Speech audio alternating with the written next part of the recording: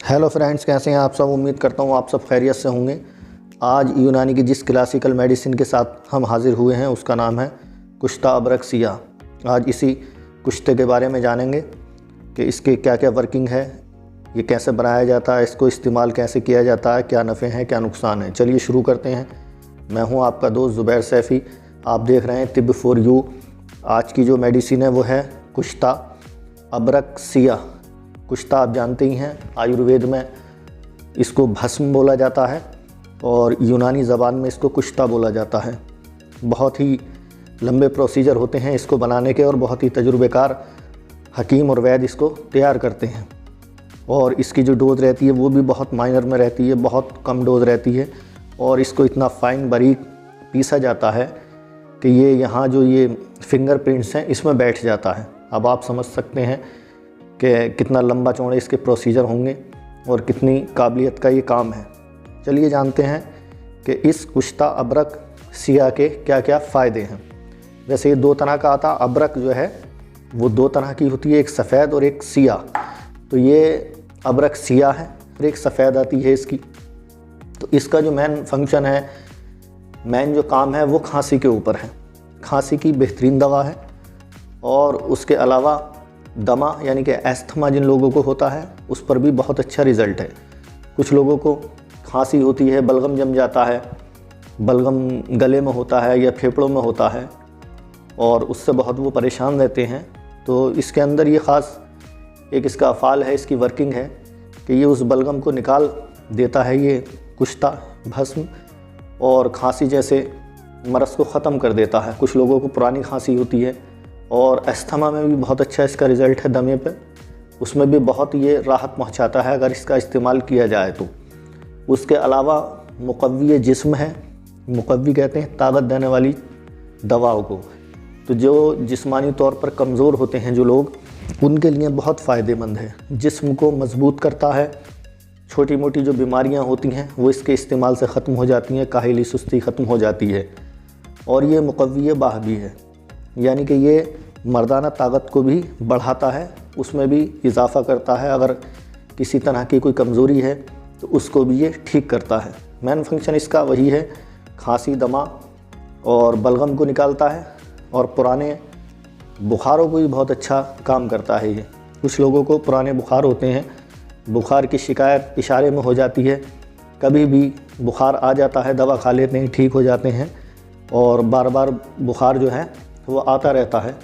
तो अगर ऐसे मरीज़ इसका इस्तेमाल करें तो जो ये पुराने बुखार होते हैं उसके ऊपर बहुत अच्छा रिज़ल्ट है। और जो वबाई अमराज होते हैं अगर उसमें भी इसका इस्तेमाल किया जाए तो बहुत हद तक राहत मिलती है। और ये काबिज़ होता है। काबिज़ मतलब सुखाने वाला। तो ये चीज़ों को जो है सुखाता है, सुखाने का काम करता है। जैसे कि अगर कोई बहती हुई चीज़ है, इसकी एक मिजाजी ये अपनी एक कैफियत है। बहती हुई कोई चीज़ है, खून है या जरियान मनी वदी कुछ भी है, तो उसमें भी ये फ़ायदा करता है। और ख़ास फंक्शन जो इसका है वो मैंने आपको बताया ही कि खांसी और दमा और पुराने बुखार, और मुक़व्वी जिस्म हो गया, जिस्म को ताकत देने वाला, और मुक़व्वी बाह है।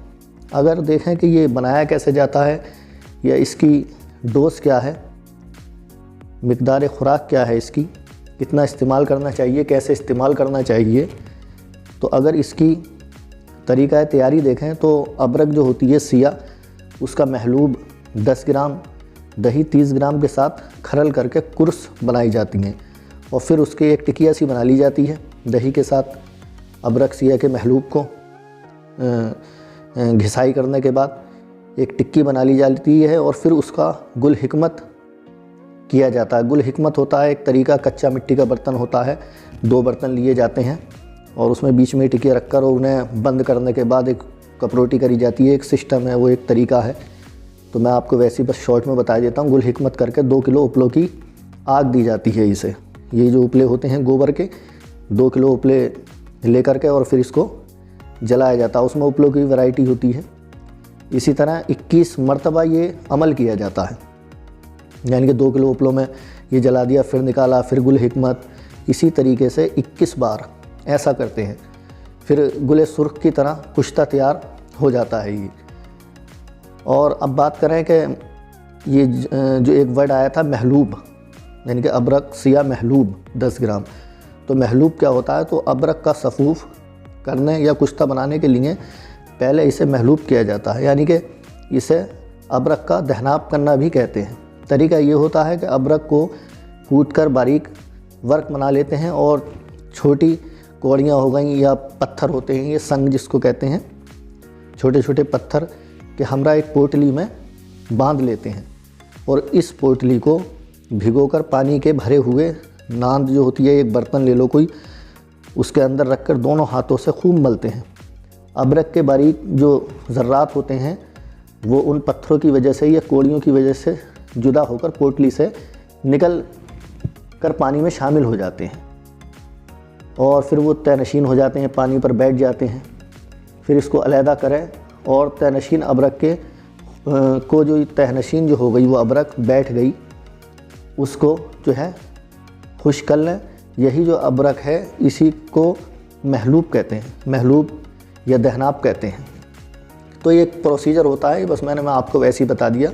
ये बहुत तजुर्बेकार और जो लोग बनाते रहते हैं उनका है ये सब बनाने का तरीका। और अब कुश्तों की ज़्यादातर जो हैं कुर्स आने लगी हैं, यानी कि टैबलेट फॉर्म में आने लगे हैं। तो अगर टैबलेट फॉर्म में मिल जाए तो वो बहुत बढ़िया रहते हैं, क्योंकि फिर इसकी क्या कहते हैं, एक डोज का मसला रहता है इस्तेमाल करने का, क्योंकि बहुत माइनर में डोज रहती है। तो कैसे इस्तेमाल करें, क्या करें? तो तरीका ये बेहतर रहता है कि जैसे मान लो खांसी के लिए ले रहे हैं तो खांसी से रिलेटेड कोई दवा, कोई माजून ले लें और उसमें इसको मिला लें और फिर इस्तेमाल करें। अब डोज का मसला है तो ये क्योंकि कुश्ता है और कुश्ते ऐसी इस्तेमाल नहीं करनी चाहिए, बहुत तेज़ चीज़ें होती हैं ये। इसलिए अगर आपको इस तरीके की कोई परेशानी है, खांसी है, पुराना बुखार है, पुरानी खांसी है, दमा है और मुकव्वी बाह के लिए चाहिए, जिस्मानी कमज़ोरी के लिए चाहिए, तो आप अपने वैद हकीम के पास जाएं, उनसे मशवरा करें, डायग्नोस करवाएं, अपनी तशख़ीस करवाएं और इसके बारे में बात करें। तो वो आपको बताएंगे किस दवा के साथ इसकी कितनी डोज इस्तेमाल करनी है। मुझे पूरी उम्मीद है आज की वीडियो आपको ज़रूर पसंद आई होगी। वीडियो को लाइक शेयर करें, चैनल को सब्सक्राइब करें, शेयर भी करें। आपकी कोई राय हो तो हमें बराबर देते रहें, आपके मेल मिलते हैं, बहुत खुशी होती है। फिर मिलेंगे किसी बेहतरीन रेडीमेड दवा के साथ, नुस्खे के साथ, बुक्स के साथ या किसी हर्ब के साथ। इजाज़त दीजिए, अल्लाह हाफिज़।